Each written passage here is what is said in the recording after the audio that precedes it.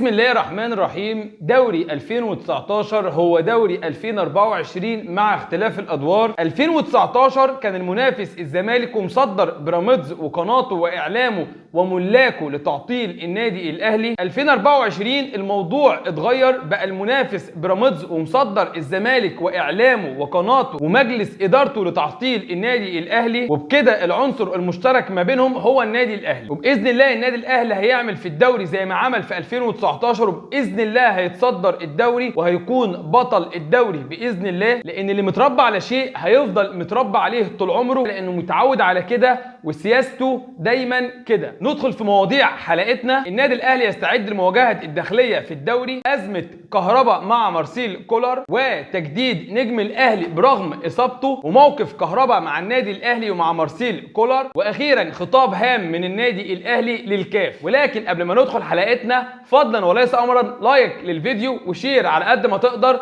واشترك في القناه وفعل الجرس عشان يوصلك كل جديدنا باذن الله. ونبدا حلقتنا بالصلاه على سيدنا محمد. اللهم صل وسلم وبارك على سيدنا محمد وعلى اله وصحبه وسلم. باذن الله بكره النادي الاهلي والداخليه في الدوري المصري، ودايما بنقول ان النادي الاهلي كل ماتشاته اللي جايه ماتشات كاس، اهم حاجه الثلاثه بونت. محتاجين الاداء شويه ولكن مهم جدا الثلاثه بونت. لو خيرت اي مشجع للنادي الاهلي وخيرت اي حد تاني يقول لك الاداء ولا النتيجه، كلنا مش اي حد، لا كلنا هنقول عايزين الثلاثه بونت دلوقتي. الاداء ولا النتيجه؟ هتقول لك لا انا عايز اكسب، انا عايز الثلاثه بونت، انا عايز اتصدر وبعد كده اسال عن الاداء. عايز اتصدر واكسب ماتشاتي كلها المتاجله وبعد كده خلاص انا دلوقتي محتاج اداء ونتيجه.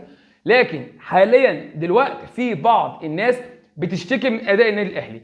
جماعه النادي الاهلي فاز في 10 ماتشات في 20 يوم بس او 25 يوم بس، 25 يوم بس 10 ماتشات، برغم ان باقي الانديه فازت ب 12 مباراه والناس بتشيد فيها في 3 شهور. فكل الناس اللي بتشتكي من اداء النادي الاهلي، اولا النادي الاهلي لاعبته مجهده، كل 48 ساعه مباراه، كل فتره قليله مباراه، في اجهاد، سياسه التدوير، في بعض اللاعيبه ما بتلعبش مع بعض.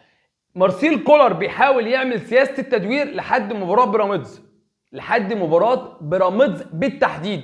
ليه؟ عشان خاطر اللعيبه بالتحديد في المباراه دي ما تكونش مجهده، عشان خاطر لاعبي النادي الاهلي في المباراه دي ما تكونش مجهده. التيم الاساسي او ما فيش في النادي الاهلي اساسي او احتياطي، ولكن اللعيبه دايما اللي هي بتلعب باستمرار، اللي هي فورمه الماتشات موجوده عندها. فان شاء الله ماتش النادي الاهلي والداخليه باذن الله بكره النادي الاهلي يحقق الانتصار، نحقق اهداف بدري زي مباراه طلائع الجيش، بحيث ان الناس اللي بره نعمل روتيشن بدري، الناس اللي بره تاخد دقائق كتيره من المباراه باذن الله. ومن هنا هنروح بقى لازمه كهربا مع مارسيل كولر ومع النادي الاهلي. ازمه كهربا بعد المباراه اللي فاتت، مباراه طلائع الجيش، طبعا مارسيل كولر طلب ان كهربا يتمرن مع المستبعدين او مع اللي ما لعبوش المباراه او مع اللي لعبوا دقائق قليله. كهربا رفض ودخل اوضه اللبس. اولا كهربا بيخلق ازمه من مفيش. هتقول لي ازاي من مفيش؟ هقول لك ازاي من مفيش. اولا انت لازم تنفذ كلام المدير الفني. معنى ان انت تدخل اوضه اللبس معنى كده ان انت مش عاجبك قرار مارسيل كولر ومش عاجبك ان انت قاعد على الدكه. طيب حاجه بسيطه كده، حضرتك نسيت مارسيل كولر عمل معاك ايه بعد ايقافك 6 شهور؟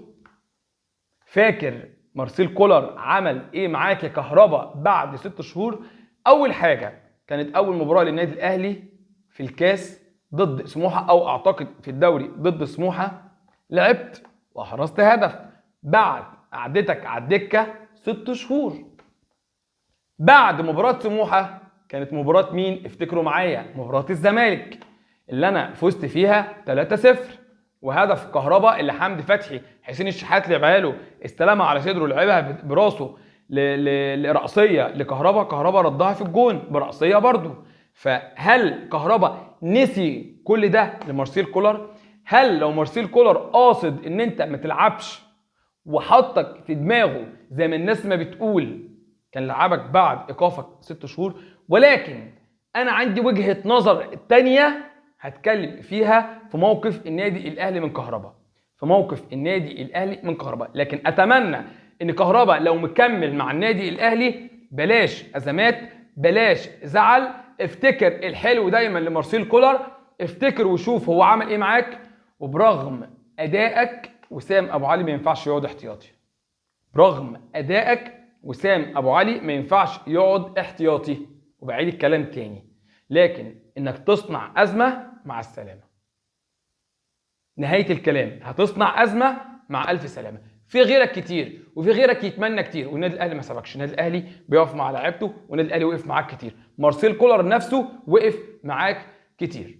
اتمنى الازمات اللي بتخلقها تهدى، وهقول رايي في موضوع رحيل كهربا او استمراره في موقف النادي الاهلي مع كهربا. ومن هنا هنروح لتجديد لاعب النادي الاهلي. ولكن لو نسيت اللايك فضلا وليس امرا شرفني بالاشتراك واعمل اللايك للحلقه عشان الحلقه توصل لكل الناس. علي معلول النادي الاهلي خلاص، واداره النادي الاهلي خلاص اتفقت مع مارسيل كولر واتفقت مع علي معلول ان هيتم تجديد ليه، هيتم تجديد عقده.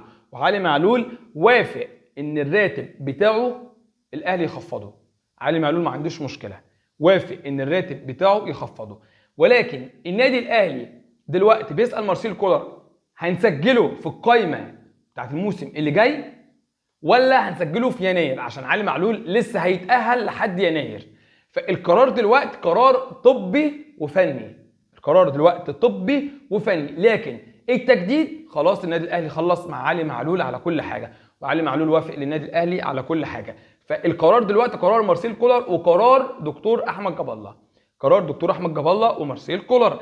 هل هيتم تسجيل علي معلول ولا هيستنوا عليه لحد شهر يناير لحد ما يخلص التاهيل بتاعه والعمليه بتاعته قطع في وتر اكيليس وفي شهر يناير؟ لو ما تسجلش دلوقتي هيتسجل في شهر يناير، عشان ما حدش يقول اصل علي معلول مش في القايمه، اصل النادي الاهلي هيستغنى عنه، اصل النادي الاهلي هيبيعه. لا، علي معلول خلاص اتفق مع النادي الاهلي ان يتم تخفيض راتبه، ووافق على التجديد للنادي الاهلي، ومارسيل كولر متمسك بيه ومتمسك ان هو يتعاقد مع ظهير ايسر مميز، ظهير ايسر مميز. وطلبات كولر ان اللاعب لعب تحت ضغط جماهيري، ان اللاعب عنده خبرات دوليه، ان اللاعب لعب في فريق جماهيري زي يحيى عطيه الله، من الاخر زي يحيى عطيه الله. فمارسيل كولر خلاص اتفق مع اداره النادي الاهلي على تجديد علي معلول. ومن هنا بقى هنروح لموقف النادي الاهلي مع كهربا، موقف النادي الاهلي مع كهربا، ونأجل موضوع خطاب النادي الاهلي للكاف عشان خاطر خطاب مهم جدا، خطاب مهم جدا من النادي الاهلي للكاف، هيفرق مع النادي الاهلي الفتره اللي جايه. دلوقتي موقف النادي الاهلي من كهربا، النادي الاهلي لسه ما طلعش قرار ولسه ما اصدرش بيان ضد كهربا، لسه كهربا اصلا ما تعاقبش من مارسيل كولر ولا من النادي الاهلي. لكن كهربا اعتقد مش موجود في قائمه النادي الاهلي للمباريات الداخليه. موقف بقى كهربا، طبعا النادي الاهلي ما اصدرش بيان ولا طلع عقوبه ولا قال اي حاجه، ولكن بالنسبه لي انا بقى كجمهور او كواحد من جمهور النادي الاهلي، سواء حضرتك هتقبل وجهه نظري او هتختلف مع وجهه نظري، انا وجهه نظري كهربا مع السلامه، وجهه نظري كهربا مع السلامه. انا دلوقتي بحافظ على السكواد بتاعي وبحافظ على التزام اللعيبه داخل غرفه الملابس، بحافظ على النظام، بحافظ على الالتزام. لو واحد عمل مشكله وخلاص النادي الاهلي عاقبه واستمر مع النادي الاهلي، هتلاقي غيره عمل مشكله والنادي الاهلي هيعاقبه، وهتلاقي غيره عمل مشكله والنادي الاهلي هيعاقبه. لكن انا دلوقتي رجعتك بعد 6 شهور ايقاف وغرامه، ساعدتك في الغرامه، خلينا متفقين ساعدتك في الغرامه، ولعبتك بعد 6 شهور وانت قاعد موقوف يا دوب بتتمرن بس، ورجعت لعبت مباراه سموحه والزمالك. فالمفروض تشكر الراجل اللي لعبك، تشكر الراجل اللي وثق فيك. جاء واحد زي وسام ابو علي، وسام ابو علي بيثبت نفسه كل مباراه، وفيرود بسم الله ما شاء الله، ربنا يبعد عنه الاصابات. فالمفروض انت زي ما ربنا ما اراد انك تلعب الفتره اللي فاتت، المفروض ترضى بقضاء ربنا انك تقعد وتجتهد عشان خاطر تلعب. انت بتلعب مش بتثبت نفسك. احرزت هدف قدام الاتحاد، ايه المشكله؟ احرزت هدف امام الداخليه من ركله جزاء، ايه المشكله؟ ولكن المفروض تحافظ على التزامك، لان انت كابتن من كباتن النادي الاهلي وابن من ابناء النادي الاهلي، فالمفروض تحافظ على التزام اوضه اللبس. فانا بتمنى ان اداره النادي الاهلي تشوف اي عقد الكهرباء خلاص، لكن وجود كهرباء هيخلق ازمات ويخلق مشاكل في اوضه اللبس، وهتلاقي غيره وغيره عمل مشاكل، لان دي مش اول مشكله لكهرباء. دي حاجه. تاني حاجه، انا شايف ان صحبه كهرباء لبعض اللعيبه عامله مشاكل ذهنيه للاعب. في لعيبه مستواها اعلى من كده بمراحل، وكهرباء نفسيا مأثر عليها، صحبته مأثره عليها، بيخلي اللاعب يشغل باله بحاجات تانية كتير من خلال أندية، من خلال أندية كانوا موجودين فيها وهكذا. فدايما كهربا بيخلي اللاعب نفسه يشغل باله بالاحتفالات، مش عارف ايه، بالكلام ده كله. انا عايز اللاعب يركز، محتاج اللاعب يركز مع النادي الاهلي. فاتمنى ان اداره النادي الاهلي تاخد موقف مع كهربا برحيله. الموضوع منتهي بالنسبه لي انا كاهلاوي، سواء بقى كهربا عمل معايا كتير او ما عملش معايا كتير، لكن انا محتاج الالتزام داخل غرفه الملابس. داخل غرفه الملابس، مش محتاج مشاكل. انا محتاج الفتره اللي جايه تركيز عشان كاس العالم، عشان بطوله افريقيا اللي انا محتاجها، اللي هي وحشاني، اللي هي بقالها شهرين غايبه عني. انا محتاج ادخل بطوله افريقيا وانا عايزها. انا عايز اتعاقد، انا عايز اتعاقد مع كام لاعب عشان خاطر اقدر احقق بطوله افريقيا ال 13. بس هتخلق لي ازمات، مع السلامه. هتحترم نفسك، اهلا وسهلا بيك. بس هي دي وجهه نظري. هنروح بقى لخطاب النادي الاهلي للكاف. قرر مجلس اداره النادي الاهلي التواصل مع الاتحاد الافريقي لكره القدم من اجل تحصيل جوائز دوري ابطال افريقيا، وكان المفترض حصول النادي الاهلي على مبلغ 4 مليون دولار يوم 1 يوليو الماضي، ولم يحدث ذلك. ويسعى الاهلي للحصول على القيمه الماليه قبل فتره الانتقالات الصيفيه. هو ده اللي انا بتكلم عليه. النادي الاهلي ياخد جوائزه من الاتحاد الافريقي 4 مليون دولار، زائد اي رعاه تانية، زي اي فلوس تانية، زي اي بطولات تانية، اي جوائز تانية. ونطلع، نحاول نتعاقد مع لعيبه. مش شرط نتعاقد بال 4 مليون دولار. نحاول بقى نطلع بقى من الخزائن، نحاول نطلع من الرعاه، نحاول اي حاجه معانا. محتاجين لعيبه على اعلى مستوى، محتاجين لعيبه ليفل عالي، محتاجين لعيبه كويسه، محتاجين تدعيم في بعض المراكز. قلت لك قبل كده محمد عبد المنعم خلاص لو هيرحل، محتاجين بديل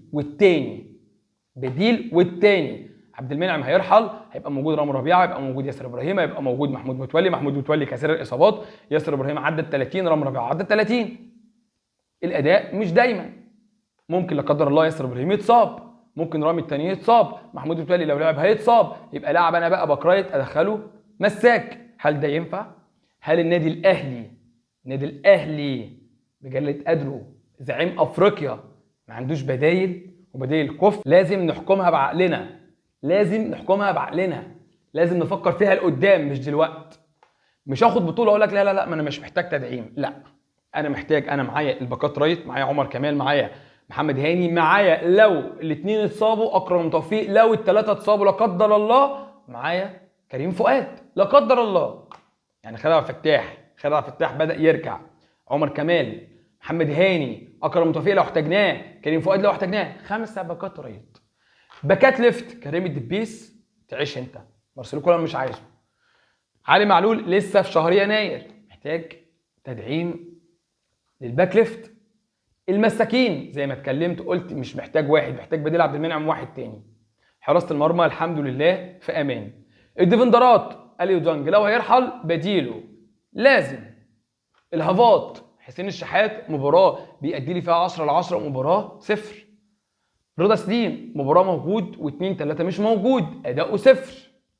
بيرسي تاو زي ما احنا شايفين.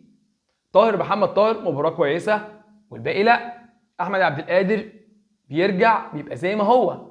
رؤوس الحربه وسام ابو علي، موديست مع السلامه، موجود كهربا عامل ازمه، يبقى موجود وسام ابو علي. بس يبقى لو وسام لا قدر الله اتصاب، هيبقى كهربا احنا بنطالب ان هو يمشي عشان ما يحصلش ازمات. فمحتاج تدعيم، محتاج النادي الاهلي ياخد مكافاه المكافاه بتاعت دوري ابطال افريقيا من الاتحاد الافريقي، ويبدا يتعاقد مع لعيبه مميزه، مع لعيبه كويسه، زائد فلوس الكاف. حقي ولا مش حقي؟